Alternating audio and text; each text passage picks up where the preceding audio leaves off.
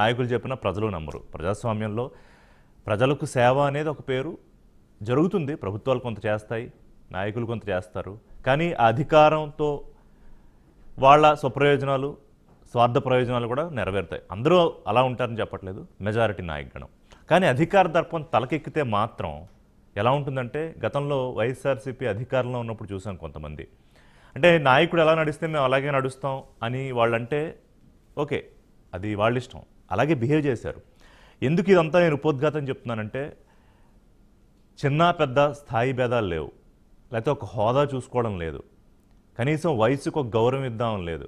చంద్రబాబు నాయుడు అంటే 40 ఏళ్ల నుంచి రాజకీయాలు చేస్తూ జాతీయ స్థాయిలో రాజకీయాల్లో ఆయన ప్రాముఖ్యత, హైదరాబాద్ నగరం సంబంధించి ఆయన చేసిన విశేష కృషి, అలాగే ఇప్పుడు 4 సార్లు ముఖ్యమంత్రి, అంతకుముందు 3 సార్లు ముఖ్యమంత్రిగా చేసిన ఆయన్నే వదిలిపెట్టల. లోకేష్, పవన్ కళ్యాణ్, ఆయన అప్పుడప్పుడే రాజకీయాల్లోకి వచ్చి 25 ఏళ్ళ రాజకీయాల్లో నేను ఉండాలి అనుకున్న వ్యక్తిని కూడా ఎట్లా పంపేద్దామా అని ప్రయత్నం చేశారు. కానీ ఆ మాటలు పాలసీల విషయంలో కానీ, లేకపోతే ప్రభుత్వంలో ఏమన్నా పరిపాలనలో లోపాలు ఉంటే కానీ, లేకపోతే ప్రజా సమస్యలు కానీ, వీటి మీద ఎంతైనా మాట్లాడవచ్చు. టైం లేదు, ఏ సందర్భం అయినా అక్కర్లేదు, ఎంత వాయిస్ అయినా రైజ్ చేయొచ్చు.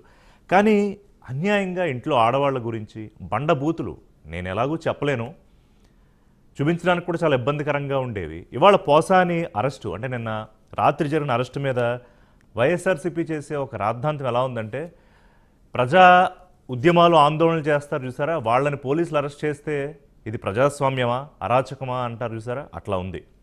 మరి వాళ్ళు ఏమి ప్రజా పోరాటాలు చేసి అరెస్టులు అయ్యారో అడుగుదాం. అక్రమ అరెస్టులని, కక్ష సాధింపులని, నిర్బంధాలని, తెలుగుదేశం మరి ప్రతిపక్షంలో ఉన్నప్పుడు వైఎస్ఆర్సీ ప్రభుత్వంలో ఉన్నప్పుడు చేసిన అరెస్టులు మర్చిపోయారా?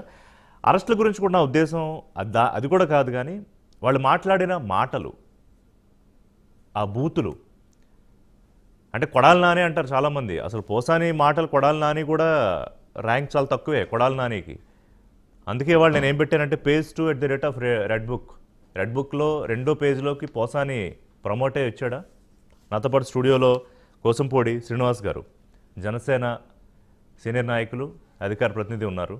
వారితో మాట్లాడే కన్నా ముందు, నమస్కారం శ్రీనివాస్ గారు. ఉమేష్ చంద్ర గారు, హైకోర్టు న్యాయవాది, వారితో అసలు ఈ కేసులు గొడవలు ఏంటి, సెక్షన్లు ఏంటి, మనం కొంచెం లీగల్గా ఒకసారి తెలుసుకునే ప్రయత్నం చేద్దాం. ఎందుకంటే వైఎస్ఆర్సీపీ వాళ్ళు వీటిని అక్రమ కేసులను ఎందుకు అంటున్నారు, కక్ష సాధింపు కేసులను ఎందుకు అంటున్నారు, ఈ కొంతమంది ఏమో అసలు కేసులు సరిగ్గా పెట్టలేదు, ఇంకా చాలా సివియర్గా ఉండాలి కేసులు అని కొంతమంది అంటున్నారు. మరి ఆ పరిజ్ఞానం ఉన్న న్యాయవాదితోనే మాట్లాడదాం. నమస్కారం ఉమేష్ గారు. నమస్కారం ఋషి గారు, good evening. Good evening sir. Sir ఏంటి అక్రమ అరెస్టులు ఇవి? పోసాని చేసింది కానీ, అంతకుముందు వంశీ మీద చేసింది కానీ చట్టవిరుద్ధం అంటున్నారు, ఏంటి ఒకసారి మాకు ప్లీజ్ ఎడ్యుకేట్ అస్. చట్టవిరుద్ధం అంటే అండి, ఏదన్నా ఒక అరెస్ట్ చట్టవిరుద్ధం అనాలి అంటే ఫస్ట్ నేను ఒకసారి ఒక ప్రాసెస్ ఎక్స్ప్లెయిన్ చేసే ప్రయత్నం చేస్తాను ఋషి గారు, ఆ తర్వాత మీకు అర్థమవుతుంది. ప్రాసెస్ ఏంటంటే, ఒక వ్యక్తి వెళ్ళి కంప్లైంట్ ఇస్తారు పోలీస్ స్టేషన్ లో. ఇచ్చిన తర్వాత ఆ కంప్లైంట్ యొక్క కాగ్నిజబుల్ అఫెన్స్ కనుక డిస్క్లోజ్ చేస్తే, లలిత కుమారి యొక్క state of UP and honourable supreme court of India వారి జడ్జిమెంట్ ప్రకారంగా దాన్ని ఎఫ్ఐఆర్ కడతారు. కట్టిన తర్వాత పోలీసు వారికి అధికారం వస్తుంది. అధికారం ప్రకారం ఇంతకుముందు సిఆర్పిసి 41A నోటీస్ కానీ, ఇప్పుడు బిఎన్ఎస్ఎస్ 35(3) నోటీస్ కానీ పోలీసు వారు ఇవ్వాలా, లేదు ఏ సెక్షన్లు పెట్టారో ఆ సెక్షన్ల ప్రకారంగా ఇంతకుముందు కూడా ఇతని మీద ఏమైనా కేసులు ఉన్నాయా, లేదా ఇప్పుడు ఏమైనా కేసులు చాలా ఉన్నాయా, లేదా ఇతను సంఘ విద్రోహ చర్యలకు ఏమైనా పాల్పడతారా, లేదా ఏమన్నా ఈయన చెప్పే మాటల ద్వారా కానీ, లేకపోతే ఇతర కేసుల ద్వారా కానీ ప్రజలు ఏమన్నా ఇబ్బందులకు గురి అవుతారా, అవన్నీ పరిగణలోకి తీసుకొని అరెస్ట్ చేయాలా వద్దా అనేది పోలీసు వారి డిస్క్రిషన్. సో దాన్ని ఉపయోగించుకొని పోలీసు వారు అరెస్ట్ చేస్తుంటారు. అరెస్ట్ చేసిన తర్వాత మ్యాజిస్ట్రేట్ గారి ముందు ప్రవేశపెడతారు. సో మ్యాజిస్ట్రేట్ గారి ముందు ప్రవేశపెట్టిన తర్వాత ఒకవేళ అరెస్టు చట్టవిరుద్ధం అని భావిస్తే మ్యాజిస్ట్రేట్ గారు రిలీజ్ చేస్తారు. లేదు అరెస్టు సబబే అని భావిస్తే మ్యాజిస్ట్రేట్ గారు రిమాండ్కి తరలిస్తారు. మ్యాజిస్ట్రేట్ గారు రిమాండ్కి తరలించే సమయంలో కూడా ఇరుపక్ష వాదనలు వినొచ్చు. రిమాండ్ నిర్ణయం చేస్తూ మన చంద్రబాబు నాయుడు గారి కేసులో కూడా చూసాం. అప్పుడు విజయవాడ కోర్టులో పర్టికులర్ మ్యాజిస్ట్రేట్ గారి ముందు సిద్ధార్థ లూత్రా గారే వచ్చి స్వయంగా ఆయనే సీనియర్ కౌన్సిల్ ఆయనే ఆర్గ్యుమెంట్ వినిపించడం జరిగింది. సో రిమాండ్ స్టేజ్ లో కూడా ఇరుపక్ష వాదనలు వినే అవకాశం ఉంటుంది. పోసాని కృష్ణమురళి గారు నన్ను చట్ట విరుద్ధంగా అరెస్ట్ చేశారని కనుక ఆయన భావించినప్పుడు మ్యాజిస్ట్రేట్ గారి ముందు ఆయన వాదనలు వినిపించుకొని రిమాండ్ కానికుండా తీసుకోవచ్చు, ఆ అవకాశం ఉంటుంది. సో చట్ట విరుద్ధమా కాదా అంటే అరెస్ట్ ఎప్పుడు చట్టవిరుద్ధం కాదండి. అరెస్టు తర్వాత జరిగే చర్యలు పోనీ అరెస్టు కాల చట్టవిరుద్ధం అని చెప్పాలంటే ఇంటిమేషన్ ఇచ్చావా లేదా? ఎవరికైతే ఇంటిమేషన్ ఇవ్వాలో ఆయన అక్కడ ఆయన వైఫ్ ఉన్నారు. మన నిన్న మన కూడా వీడియోలు మనకి రిలీజ్ అయ్యి నిన్న ఈవినింగ్ నుంచి క్షమించాలి ఈవినింగ్ నుంచి మనకి వీడియోలు రిలీజ్ అయ్యి మనం క్లియర్ గా అందులో చూసాం. ఆయన వైఫ్ ఉన్నారు, ఆవిడకి ఇంటిమేషన్ ఇవ్వాలని పోలీసు వాళ్ళు ప్రయత్నం చేశారు.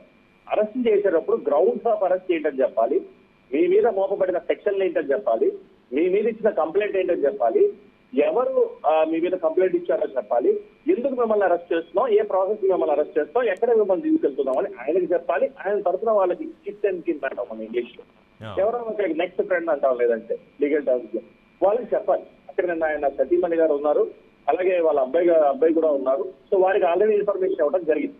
సో చట్టవిరుద్ధం అంటే ఏ ఇక్కడ ఆరోగ్యం ఆయనకి ఏదో ఆపరేషన్ అయిందని, ఆరోగ్య సమస్యలు ఉన్నాయని, నేను ఇప్పుడు హాస్పిటల్కి వెళ్ళొస్తానని ఆయన అడిగితే కూడా తీసుకెళ్లారంటారు. అవన్నీ మ్యాజిస్ట్రేట్ గారు కన్సిడరేషన్ లో తీసుకుంటారండి.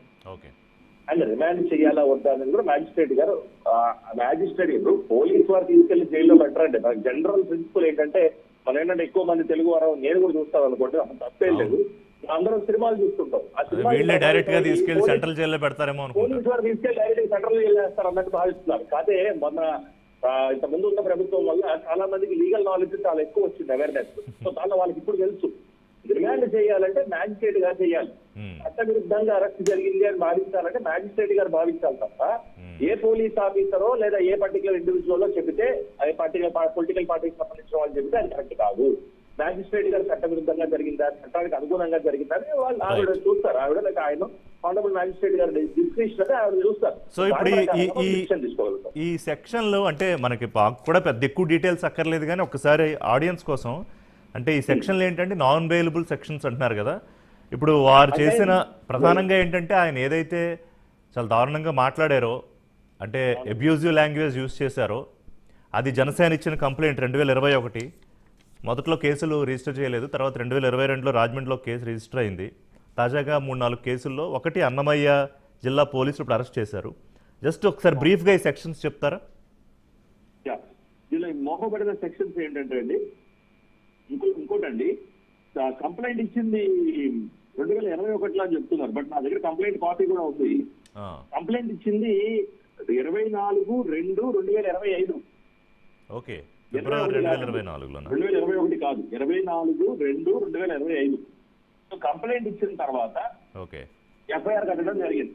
ఎఫ్ఐఆర్ నెంబర్ 65/2025 కట్టడం జరిగింది. దానిలో మోపబడిన సెక్షన్లు ఏమిటంటే 196, 353 class 2, 111 red with 3 class 5 of the BNS act. నేను ముందు అంత ఇంగ్లీష్ లో చెప్పేవాడిని. సో చాలా మంది ఆ డిబేట్ చూసి తెలుగులో చెప్పండి సార్, నాకు అర్థం కావట్లేదు అన్నారు కదా, మొత్తం తెలుగులో చెప్పే ప్రయత్నం చేస్తాను. అవును, ఈ సెక్షన్ ఏం చెబుతాయంటే ఋషి గారు, 196 అనే సెక్షన్ ఇంతకు ముందు మన ఇండియన్ పీనల్ కోడ్ లో 153A సెక్షన్. దాని పరంగా ఏంటంటే ఏదైనా ఒక ప్రశాంతమైన వాతావరణం ఉన్నప్పుడు దానికి భంగం కలిగించే విధంగా మాట్లాడినా, ఏమన్నా చర్యలు చేసినా ఈ సెక్షన్ కింద ఈ సెక్షన్ మోపి ఆ పర్టికులర్ ఇండివిజువల్ ని క్రిమినల్ చట్టానికి బాధ్యుల్ని తీయొచ్చు. అలాగే 353(2). అదేవిధంగా ఇది అన్నిటికన్నా ముఖ్యమైన సెక్షన్ 111 అండి. ఎందుకు ముఖ్యమైన సెక్షన్ అని చెప్తున్నానంటే సెక్షన్ 111లో పనిష్మెంట్ ఏమున్నది అనేది మనం చూసుకోవాలి. ఎందుకంటే ప్రతిదీ ఇంతకు ముందు మీరు అన్నారు బెయిలబుల్ ఆర్ నాన్ బెయిలబుల్ అని. అర్నేష్ కుమార్ జడ్జ్మెంట్ వచ్చిన తర్వాత సుప్రీంకోర్టు వారు అర్నేష్ కుమార్ జడ్జ్మెంట్ ఇచ్చాక బెయిలబుల్ నాన్ బెయిలబుల్ కాదు, 7 ఏళ్ల కన్నా కింద 7 ఏళ్ల కన్నా పైన. నాన్ బెయిలబుల్ అఫెన్స్ అంటే బెయిల్ రాదని కాదండి. నాన్ బెయిలబుల్ అఫెన్స్ లో కూడా బెయిల్ న్యాయస్థానం నుంచి పొందవచ్చు. బెయిలబుల్ అఫెన్సెస్ అయితే ఏం చేస్తారంటే పోలీసు వారే నోటీస్ ఇచ్చి వదిలేస్తారు.